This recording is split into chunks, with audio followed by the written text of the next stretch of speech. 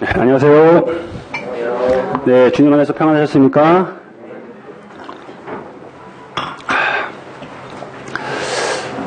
지난주에 그 구미모임 형제님, 김수영 형제님께서, 창세기 말씀을 통해서 요셉의 일생을 잠깐, 말씀을 언급하셨습니다. 저도 사실 그 전부터 창세기 말씀을 계속 읽고 있었는데, 말씀을 통해서 한번 요셉의 삶을 다시 한번 돌아볼 수 있는 시간이 된 것 같습니다. 그래서 오늘은 우리 요셉의 삶을 다시 한번 묵상하는 시간을 갖도록 하겠습니다. 지난주에 들었던 김수영 형제님 말씀을 다시 한번 기억하시면서 오늘 제가 작은 깨달음이 있는 것들을 같이 교제 나눌 건데, 말씀을 통해서 우리 요셉의 일생을 다시 한번 알아보는 시간을 갖도록 하겠습니다. 그 성경에는 많은 인물들이 기록되어 있습니다. 예수 그리스도를 가장 닮은 그 아름다운 모형의 인물을 꼽으라고 하면은 모든 성도님들뿐만 아니라 모든 성경학자들도 요셉을 꼽는데 주저하지 않을 것입니다. 우리 주님께서 하나님께 큰 사랑을 받으셨지만 이 땅 가운데 내려오실 때 많은 동족들에게 미움과 시기의 대상이었고, 결국 유다를 통해서 은산십에 팔려가게 됩니다. 결국 많은 고난을 받으시고 십자가에서 죽으셨지만, 그 십자가의 죽으심과 부활을 통해서 많은 사람들을 구원하신 그 은혜를 생각하게 됩니다. 요셉도 마찬가지죠. 아버지 야곱으로부터 특별한 사랑을 받았습니다. 많은 형제들이 있었지만은 특별히 야곱이 요셉에게 채색옷을 지어 입힐 만큼 어떻게 보면은 편애된 그런 사랑을 받았습니다. 꿈으로 인해서 우리 형들에게 또 미움과 또 시기의 대상이 돼서 요셉도 또한 애굽의 노예로 팔려가게 됐고, 많은 감옥과 그런 고난을 통해서 결국 애굽의 총리까지 올라갑니다. 애굽의 총리로 올라가면서 그 당시에 극심한 기근 가운데 애굽 사람뿐만 아니라 야곱과 그 가족들까지도 구원하는 그 생명을 지키시는 모습을 통해서 요셉이 가장 우리 예수 그리스도의 아름다운 모형이 아닌가 생각이 됩니다. 오늘은 요셉의 삶을 통해서 우리가 요셉이 어떤 삶을 살았는지, 또 이 삶을 기준으로 해서 우리가 하나님의 자녀로서 어떠한 또 삶을 또 살아내야 될지 잠깐 교제를 나누도록 하겠습니다. 오늘 말씀의 주제는 하나님의 사람 요셉, 하나님의 사람 요셉이라는 주제로 말씀을 잠깐 나누도록 하겠습니다. 우리 같이 봉독할 말씀은 창세기 50장입니다.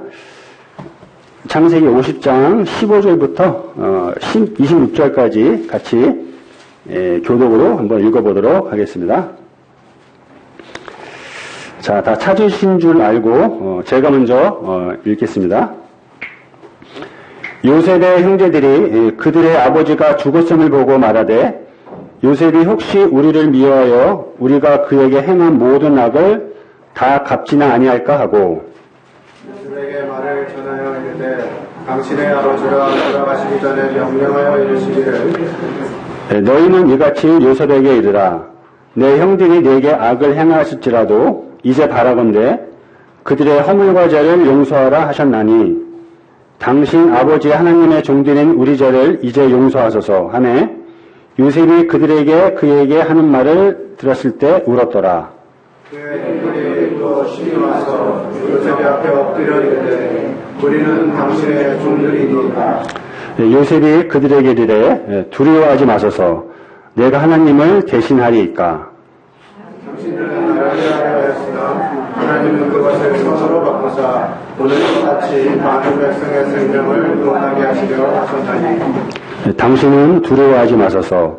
내가 당신들과 당신들의 자녀를 기르리이다 하고 그들을 간곡한 말로 위로하였더라.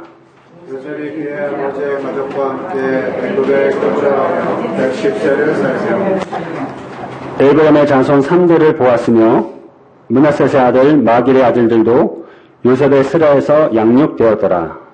요셉이 그의 형제들에게 이르되 나는 죽을 것이나 하나님이 당신들을 돌보시고 당신들을 이 땅에서 인도하여 내사 아브라함과 이삭과 야곱에게 맹세하신 땅에 이르게 하시리라 하고 요셉이 또 이스라엘 자손에게 맹세시켜 이르기를 하나님이 반드시 당신들을 돌보시니 당신들은 여기서 내 해골을 메고 올라가겠다 하라 하였더라.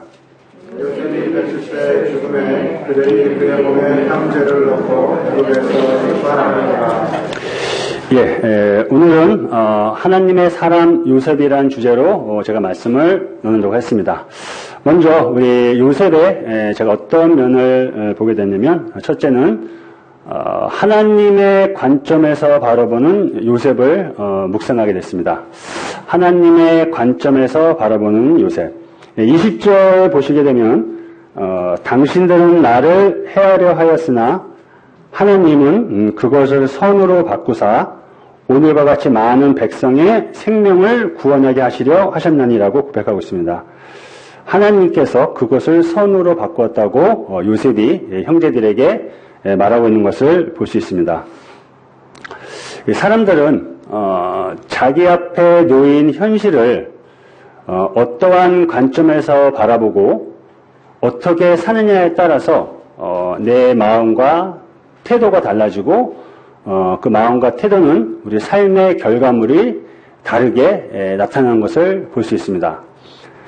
2019년도 이제 다 지나고 마지막 달력 한 장이 남았습니다. 어떤 분들은 12월이 벌써 다 갔네. 한 달밖에 안 남았네라고 하는 분도 계시는가 하면 어떤 분들은 아직 한 달이나 남았네 라고 생각하는 분이 계십니다. 똑같은 마지막 12월을 바라보면서 바라보는 관점과 다르고 관점에 따라서 우리의 태도와 마음이 달라지는 것을 볼 수 있습니다. 민수기 10장을 보면은 13장을 보게 되면은 모세가 가나안 땅을 정탐시키려 12명의 지파 대표를 뽑아서 뽑습니다. 다 아시겠지만 10명의 지파들은 가나안 땅에 정탐을 할 때 네피림의 후손 아낙 자손 거인을 보았죠. 그래서 그들이 보기에도 자기가 메뚜기들이 같았다고 이렇게 고백하고 있습니다. 네피림의 후손이 봤던 이스라엘 백성들을 메뚜기라고 여겼던 것처럼 그 믿음이 없던 세상의 관점으로 자신의 관점으로 봤던 그 믿음이 없던 10명의 정탐꾼은 동일하게 자신을 메뚜기라고 여겼습니다. 하나님께서 선택하시고 하나님께서 뜻을 이루는 이스라엘 백성을 통해서 자신을 메뚜기라고 격화시켰던 거죠. 그런데 여호수아와 갈렙은 어떤 태도였죠? 여호수아와 갈렙은 그 가나안 땅에 있는 적과 꿀이 흐르는 가나안 땅을 바라봤습니다. 또 포도송이가 얼마나 크냐면은 두 사람이 막대기에 어깨를 메고 그 포도송이를 들 만큼 아주 풍성한 포도나무를 봤던 것입니다. 이 10명의 정탐꾼이 인간적인 관점에서 세상의 관점에서 자기를 메뚜기로 본 반면 이 여호수아와 갈렙은 하나님의 관점에서, 왜냐하면 하나님께서 아브라함, 이삭, 야곱에게 이 약속의 땅을 주시겠다고 반드시 연장하셨잖아요. 그 하나님의 약속을 믿고 하나님의 관점에서 바라본 여호수아와 갈렙은 풍성한 포도송이가 보였고 적과 꿀이 흐르는 땅이 보였지 이 네피림의 그 거인은 하찮은 존재로 여겼던 것입니다. 똑같이 가나안 땅을 바라봤지만 어느 누구는 거인을 받고 어느 누구들은 하나님의 약속을 믿고 하나님의 관점으로 바라봤던 것입니다. 결과는 어떻게 됐죠? 10명의 정탐꾼은 광야에서 죽었지만 여호수아와 갈렙만이 하나님의 약속하신 땅에 들어갔던 것을 볼 수 있습니다.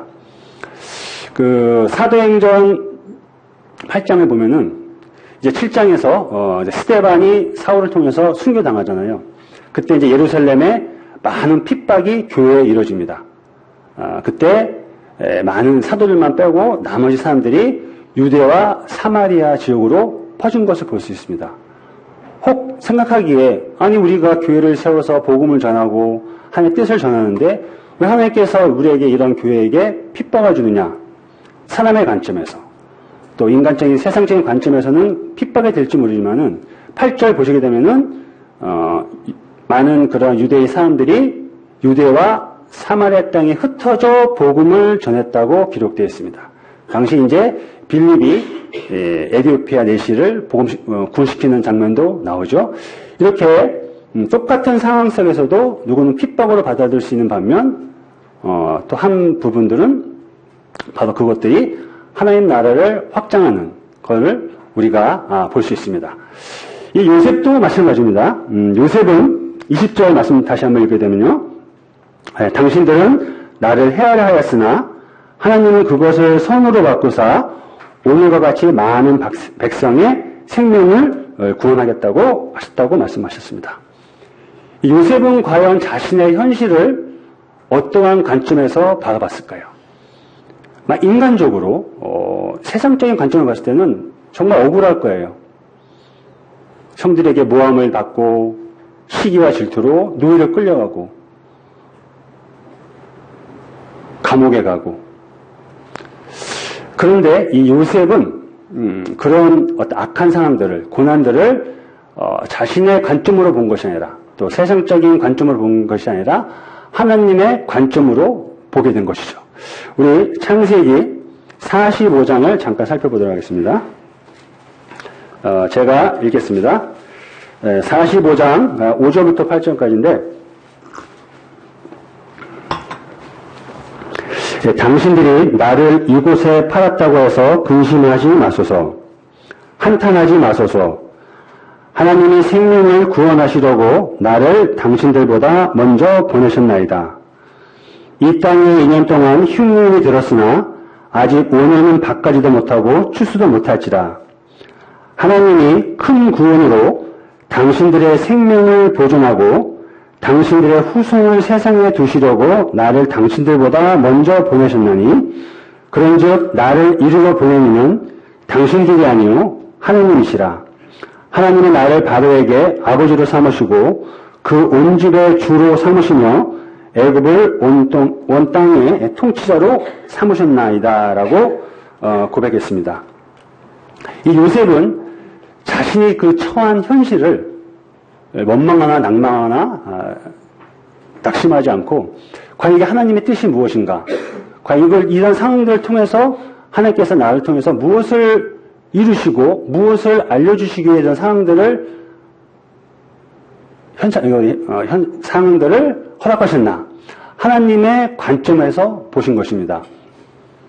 하나님께서 그 아브라함을 갈대아 우르에서 부르셨죠.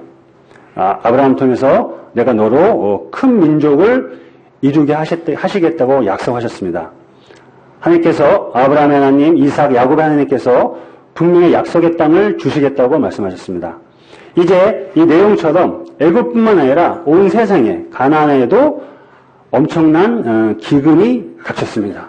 먹을 것이 없어서 당장에 죽을 일에 있었지만 이 요셉이 애굽의 총리가 됨으로 인해서 다 내용 아시겠지만 많은 곡식을 저장했잖아요. 그래서 가나안에 있는 야곱과 그의 형제들을 애굽으로 불러들입니다. 애굽의 총리로서.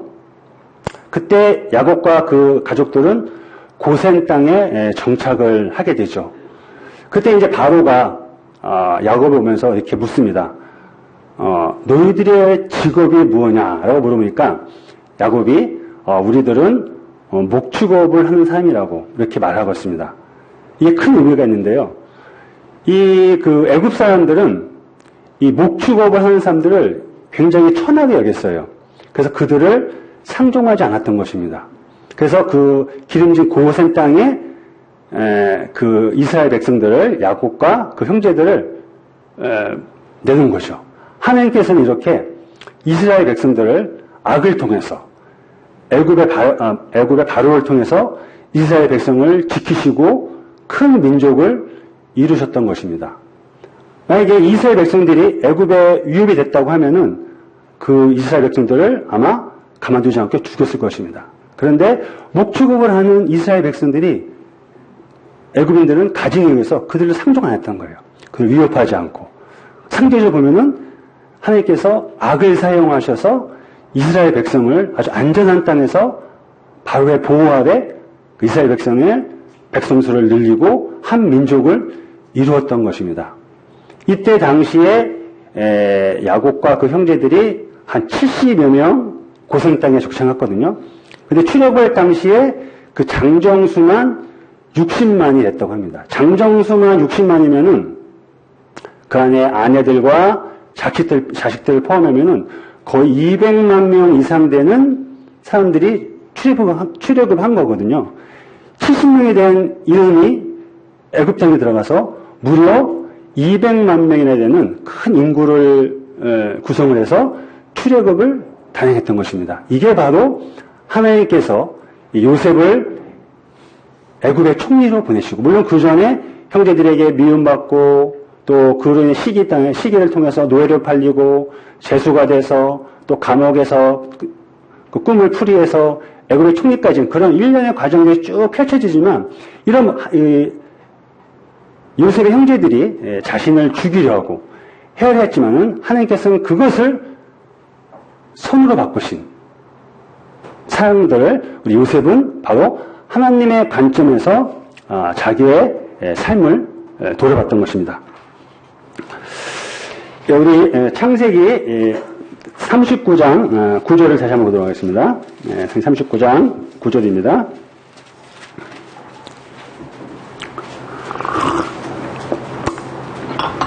이제 요셉이 상황 가운데 이제 보디발의 집을 관리하는 이제 집사로 들어가게 되죠.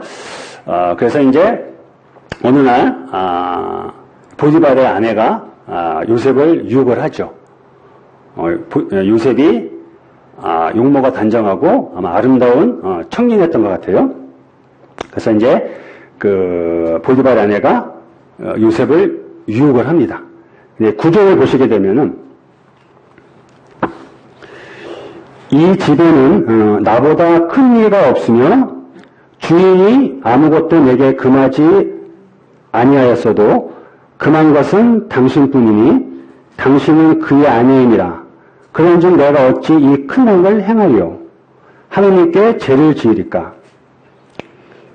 이 요셉은 이 보디발의 아내에게 하나님께 죄를 지을 수 없으니까 나는 당신과 그런 음란한 짓을 하지 않겠다고 말합니다. 어떻게 보면은 보디발한테 그 죄를 짓는 거잖아요. 만약에 그런 아내를 범했다면은, 만약에 보디발만 의식했다면은 요셉도 아니면 많은 우리 남자들도 뭐 안 보는 사람도 없고 내가 먼저 유혹한 것도 없고 유혹하지도 않고 상대방이 먼저 유혹했으니까 아마 넘어갈 수도 있었을 것 같아요. 넘어질 수도. 그런데 요셉은 보디발보다도 더 큰 하나님을 바라봤던 것입니다. 바로 하나님께 죄를 지으니까. 이 요셉은 보디발을 의식한 게 아니죠. 바로 그런 유혹이 있을 때, 죄의 유혹이 있을 때 바로 하나님을 바라봤던 것입니다. 우리 청년들, 특히 우리 남자와 청년들, 이제 많은 또 세상 유혹들이 있잖아요. 뭐 성적인 유혹도 있고 또 세상에 또 좋지 못한 유혹들이 많이 세상에 있습니다. 물론 저희들도 마찬가지죠. 우리가 그럴 때 저희 말씀을 묵상하면서 야, 이게 죄를 이길 수 있는 방법이 여기 있구나. 우리가 사람한테 사람을 의식하지 않고 환경을 의식하지 않고 내 삶 속에 항상 하나님을 의식한다면, 내가 어떤 상황에 노출되더라도 하나님의 관점에서 모든 상황을 바라본다면은 내가 충분히 죄를 이길 수 있겠구나 하는 생각이 들더라고요. 우리가 사실 뭐 살면서 뭐 교회 내에서 문 앞에서는 죄를 안 짓고 거룩하게 살려고 하지만, 우리가 골방에서 또 음침한 반에서 핸드폰이나 뭐로 얼마나 좋지 못한 그런 일들을 하고 있습니까? 저도 이제 스마트폰 세계를 들어가고 유튜브라는 걸 알게 돼서 본인에게 이상한 것들이 많더라고요. 그래서 만약에 그걸 볼 때 하더라도 보면 안 되겠죠? 그때 아무도 없잖아요. 근데 만약에 이 요셉처럼 환경을 보지 않고 내 옆에 하나님이 보고 계시다. 하나님이 내 옆에 계시네? 그런 생각이 만약에 있다면 우리가 그런 죄를 범하지는 않았을 것입니다. 우리가 하나님을 의식하고 하나님의 관점에서 바라봤을 때 우리는 죄를 충분히 이길 수 있을 거라 생각이 됩니다. 또한 이제 오늘 오후에 예결산 그런 모임도 있고 다음 주에 우리 2020년을 앞두고 교회의 모든 행사들을 논의를 합니다. 교제합니다. 또 새로운 교사들도 선출될 수도 있고 또 여러 가지 그런 행사들을 이제 교제하는데 이런 것들도 어떤 사람의 관점이나 세상적인 관점에서 그런 일들 접근하는 것이 아니라 하나님의 관점에서 접근했을 때 우리가 교회 행사들을 또 봉사할 분들을 주님 기뻐하시는 일이 될 수 있을 거라 생각이 듭니다. 자, 이제 저는 첫 번째 하나님과 함께하는 요셉을 묵상하게 됐습니다. 두 번째는 바로 용서하는 요셉을 묵상하게 됐습니다.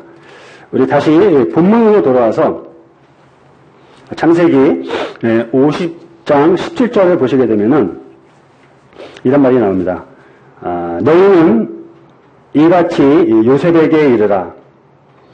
내 형들이 내게 악을 행했을지라도 이제 바라건대 그들이 허물과 죄를 용서하라 하셨나니 당신 아버지 하나님의 종들인 우리 죄를 이제 용서하소서 하매 요셉이 그들이 그에게 하는 말을 들었을 때 울었더라. 요셉이 울었다고 기록되어 있습니다. 요셉이 왜 울었을까요? 야곱이 죽고 이제 형들은 불안했죠. 이제 내가 요셉에게 지었던 죄들이 있지만 아버지 야곱이 살아있을 때는 어떻게 보면 아버지가 방패막이가 돼서 요셉의 그런 심판으로부터 지켜줄 수 있을 거라 생각했는데 이제 아버지가 덜컹 죽었잖아요. 그럼 이제 이제 야곱의 총리인 요셉이 분명히 자기들을 심판할 거다. 벌을 물을 것이다. 죄를 물을 것이다. 라고 두려워했습니다. 사실 이제 17절 보면은 형들이 거짓말을 하고 있습니다. 사실 야곱이 전장 보면은 유언을 할 때 이 자식들에게 어떤 축복을 유언했지 여기 이 형들이 요셉에게 말한 것처럼 내 형들의 허물과 죄를 용서하라. 이런 유언은 했다고 기록이 안 되어 있거든요. 이 요셉의 형들이 얼마나 두려웠으면 자기 죄가 있던 걸 두려워했으면은 요셉에게 이런 거짓말을 하고 용서를 구했을까요? 근데 이런 모습을 봤을 때 요셉은 울었습니다. 여러 가지 이유가 있겠죠. 주님 나가면 우리 요셉 형제님에게 물어보고 싶지만은 어떠한 마음으로 웃었습니까? 물어보고 싶어요. 아마 요셉은 제가 이제 생각하건데 아마 고난 가운데 있었지만 하나님께서 요셉을 애굽 총리까지 인도하신 하나님, 또 그걸 통해서 기근에서 자기 형제 가족들을 구해주신 하나님, 그 은혜가 정말 감사했을 것 같아요. 그 감사의 눈물도 있었고 어떤 우여곡절 끝에 야곱 아버지도 보고 형제도 보고 다시 만날 수 있는 그런 기쁨의 감사도 있었을 뿐더러 이 형제들이 되게 국민적이었을 것 같아요. 저 형들이 나에게 물론 그런 꿈을 꿨잖아요. 파리한 곡식단이 자기를 전하는 그런 꿈을 꿨잖아요. 그 꿈들이 이루어졌구나. 그 형들이 아마 불쌍히 여겼을 겁니다. 국민이 여겼을 것입니다.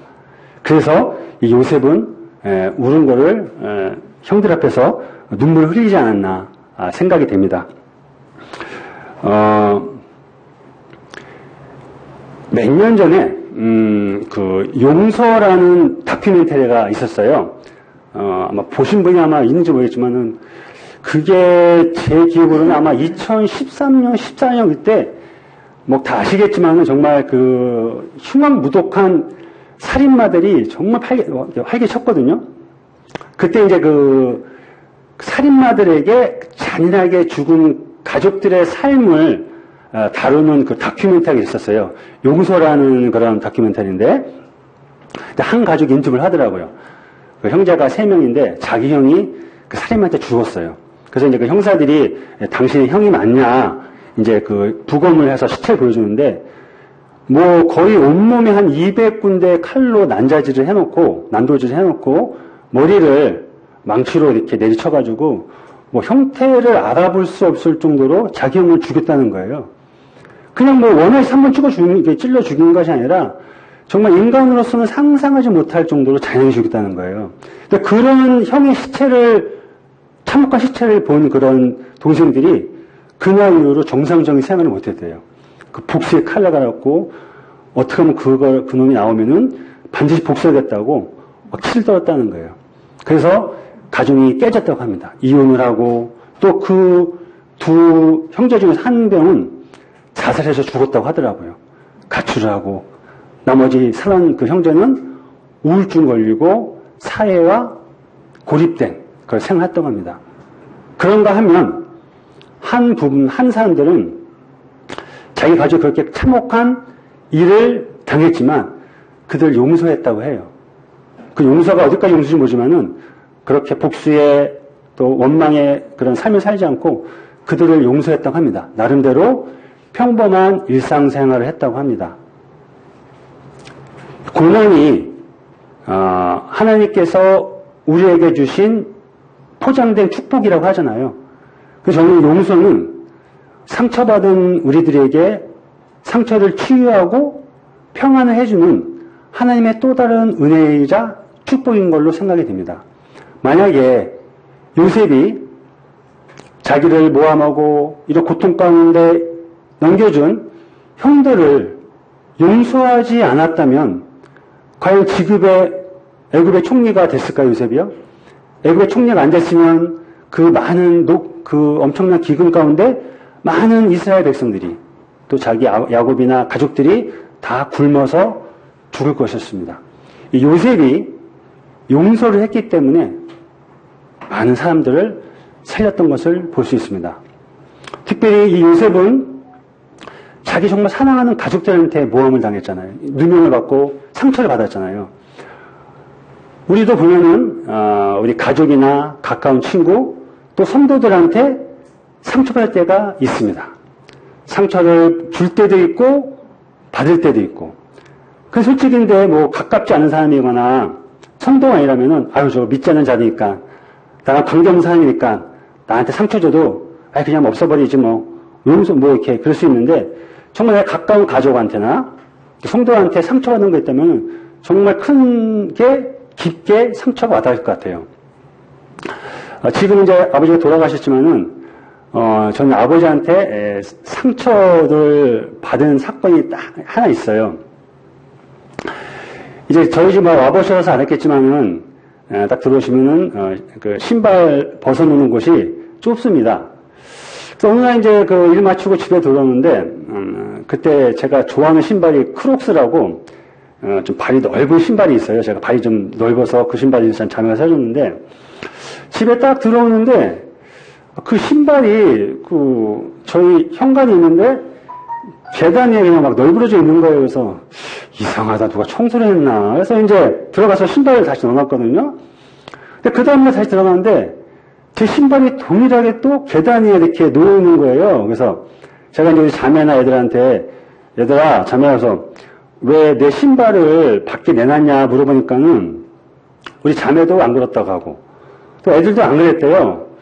그 이상하다. 누가 그랬지? 그래서 저 설마 아버지가 그러지 상상 안 했어요. 그래서 혹시나 하고 아버지한테 물어봤어요. 그래서 아버지가 혹시 제 신발을 밖에 이렇게 내놨냐고 하니까는 아주 퉁명스럽게 그랬다는 거예요. 그래서 왜 그러셨어요? 그러니까는 이 신발 벗어놓는 그 장소도 좁은데 저희 아버지 말로는 이 구석 같은 신발이 있어가지고 너무 싫다는 거예요. 보기가 안 좋다는 거예요.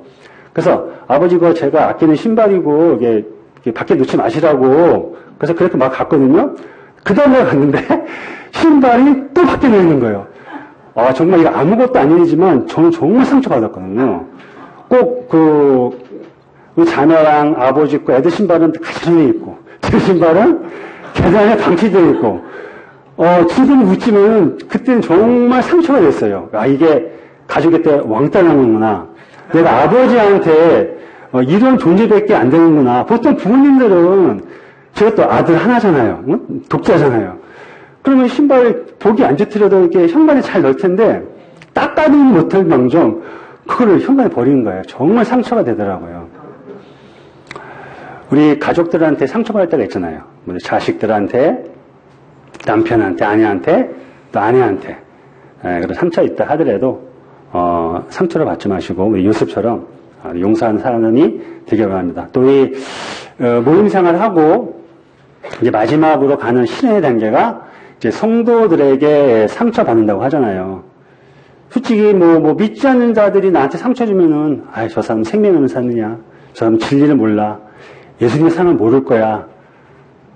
그러지만 우리가 모임 생활 하다 보면은 뭐 저도 마찬가지고 저도 누구한테 상처를 줬을 터이고 저도 누군가 상처를 받았잖아요. 뭐 여러 성도님도 마찬가지고.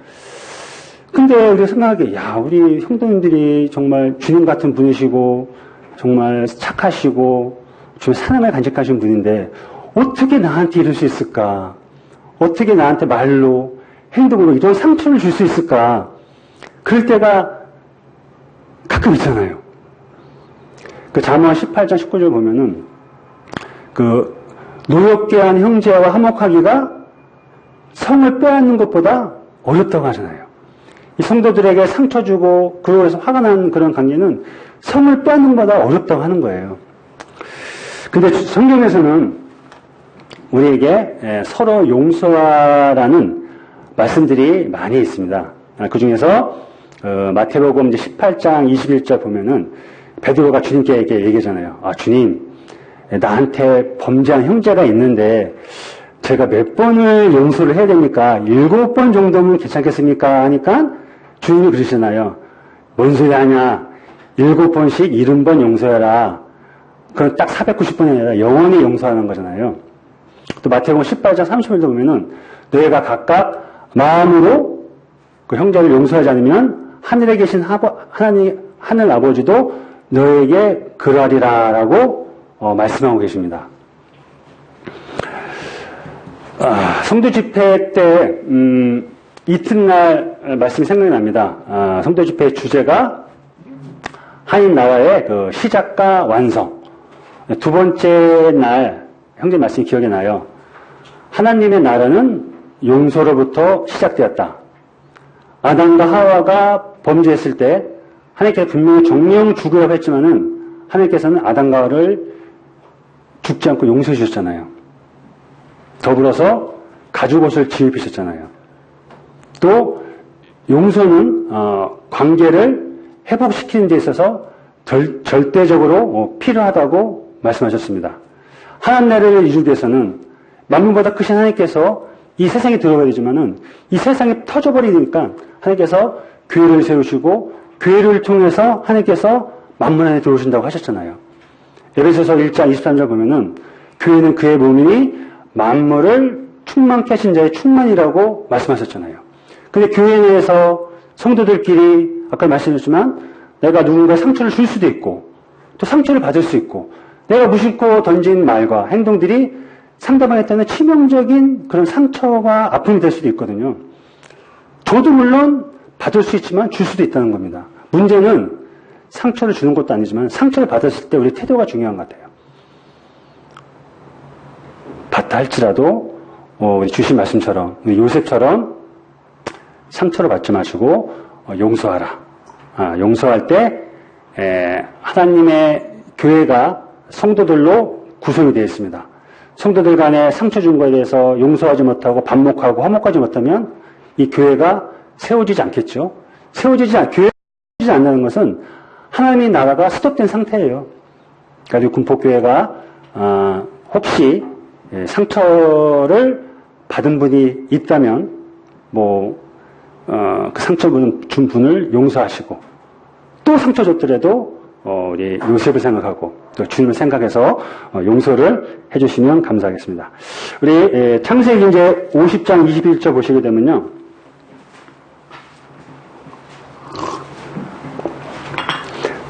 당신들은 두려워하지 마소서. 내가 당신들과 당신들의 자녀를 기르리이다 하고 그들을 간곡한 말로 위로하였더라.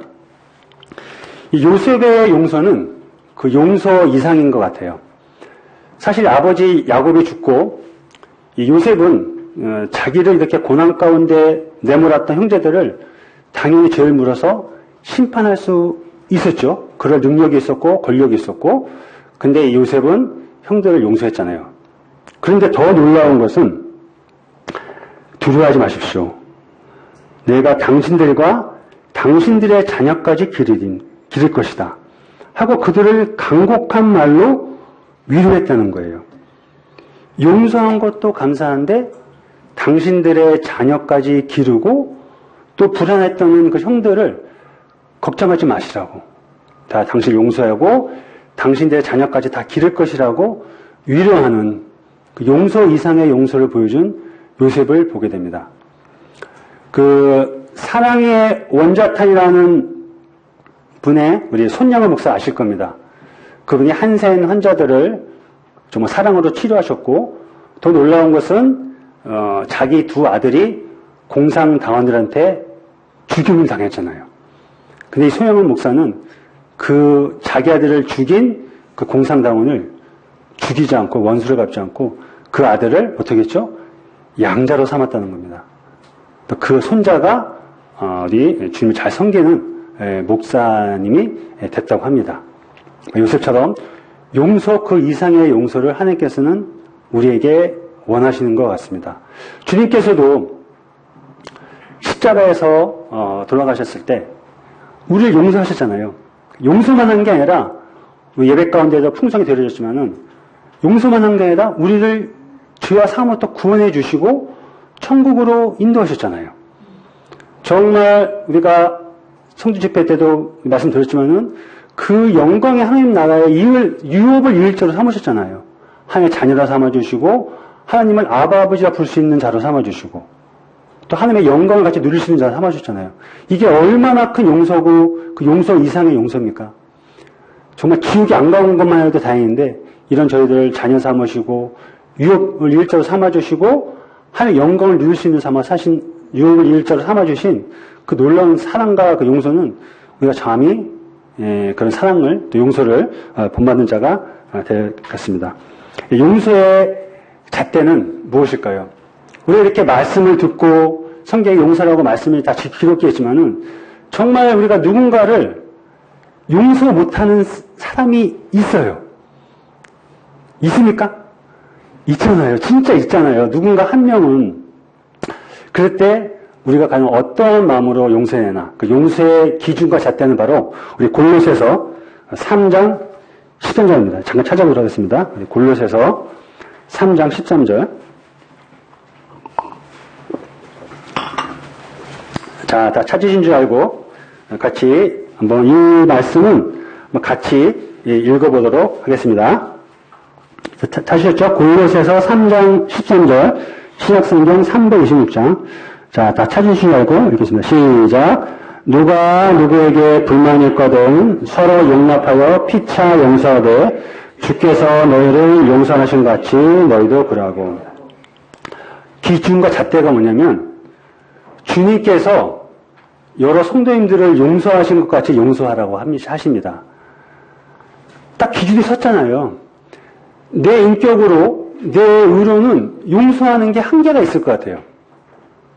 그런 용서가 됩니까? 만약에 내 가족이 그런 살인마한테 그 죽임을 당해서 그 원수 같은 놈들이 내 앞에 있다면 저는 못할 것 같아요. 더 이상, 더 악하게 죽였을 것 같아요. 근데 주님은 우리에게 주님께서 우리를 용서하신 것만큼 용서하라고 하십니다. 우리 어떻게 용서하셨죠? 하셨습니까? 우리가 지금은 좋은 옷을 입고 아주 성도답게 살고 있지만 그전에 우리 모습 보세요 한번. 정말 마다기로 부끄러울 죄들을 마음으로 짓는 죄, 몸으로 짓는 죄, 얼마나 많은 죄들을 짓고 있습니까? 물론 지금도 그때까지는 않지만 여전히 그런 죄 가운데 노출되고 짓고 있잖아요. 주님께서 그런 너를 용서했다. 용서하고 죽기까지 하시고 너에게 또 영원한 생명을 주시고 놀라 영광을 주셨다. 우리의 용서의 기회 잣대는 바로 주님께서 우리를 용서하신 것입니다. 그 기준을 살면은 어떤 누구도 다 용서할 수 있고 그들을 또 사랑으로 또 친절로 품을 수 있을 것입니다. 자, 마지막 세 번째 제가 바라본 것은 본향을 바라보는 요셉. 첫째가 하나님의 관점에서 바라본 요셉. 둘째가 이제 용서하는 요셉. 마지막 세 번째는 본향을 바라보는 요셉을 저는 묵상하게 됐습니다. 24, 25절 다시 한번 읽겠습니다.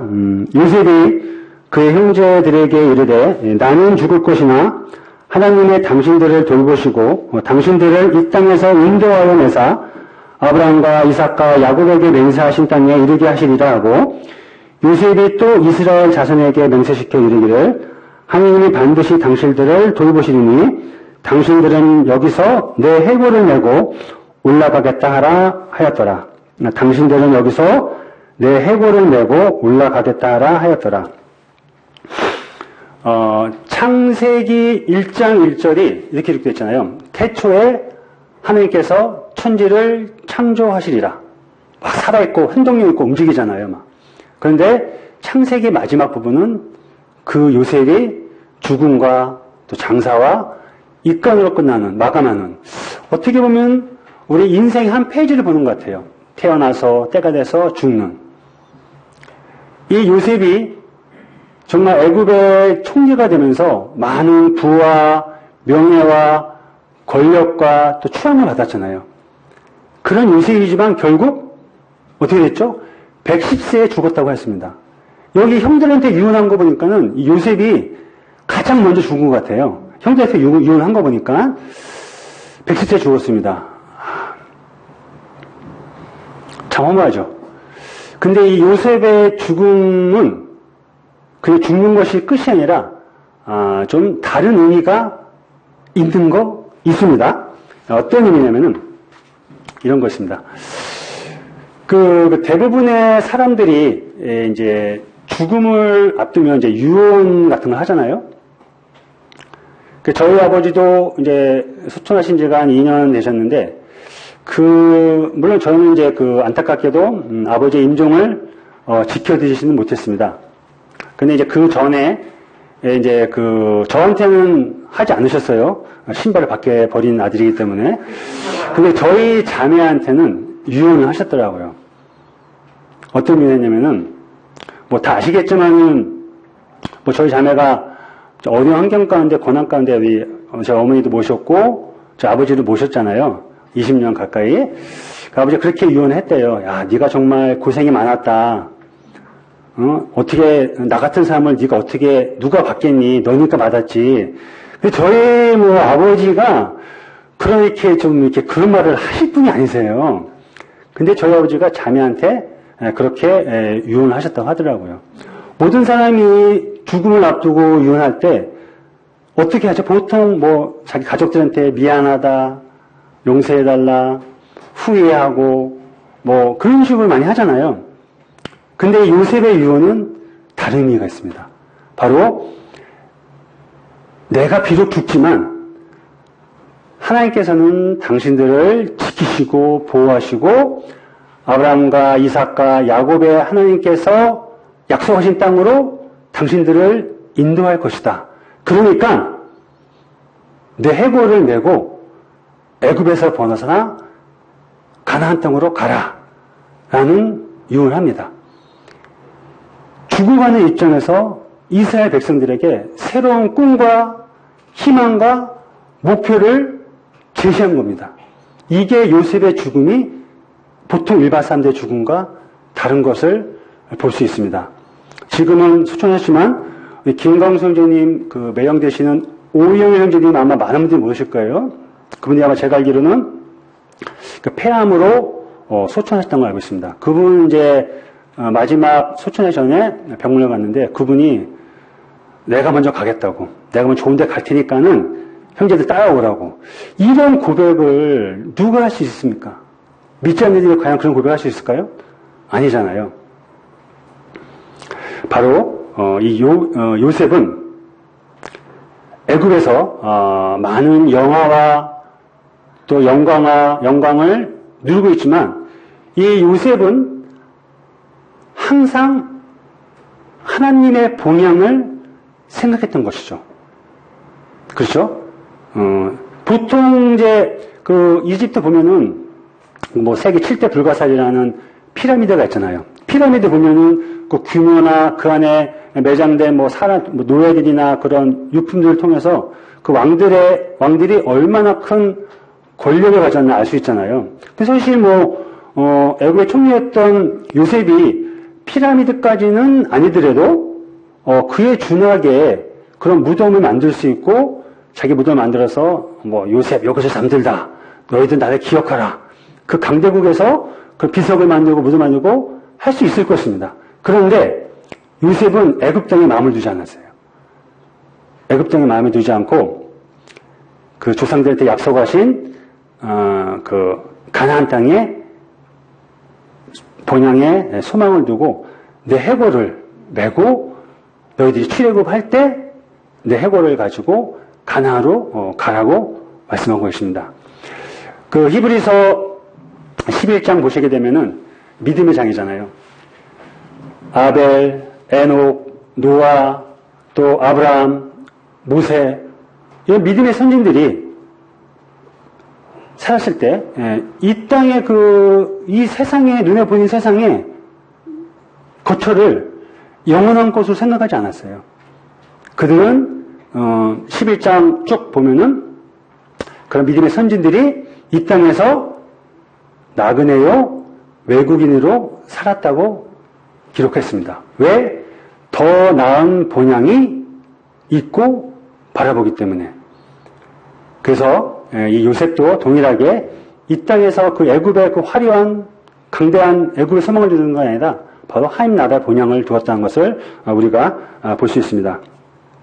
골로새서 3장 2절 보면은 위의 것을 생각하고 땅의 것을 바라보지 말라고 기록되어 있습니다. 또 빌립보서 3장 보게 되면은 오늘 제가 이제 감사드린 말씀인데 우리의 힘있권은 어디 있다고 그랬죠? 하늘에 있다. 우리의 힘있권 하늘이다. 우리가 어떠한 삶을 사는지, 우리가 어떠한 꿈을 사는 것에 따라서 우리의 삶이 달라진다고 합니다. 세상마다 이런 말이 있더라고요. 오랫동안 꿈을 그리는 사람은 마침내 그 꿈을 닮아간다는 말이 있더라고요. 오랫동안 꿈을 마음에 그리는 사람들은 그 꿈을 닮아간대요. 요셉이 오랫동안 애굽의 꿈을 꾼 것이 아니라 하나님 나라, 바로 그들의 본향을 꿈을 그리고 살았기 때문에 우리 요셉은 애굽의 그런 부경을 만족하지 않고 하나님 나라의 본향을 생각하며 믿음으로 살았다는 것입니다. 이제 우리 결론을 내도록 하겠습니다. 우리 창세기 39장을 잠깐 보도록 하겠습니다. 창세기 39장.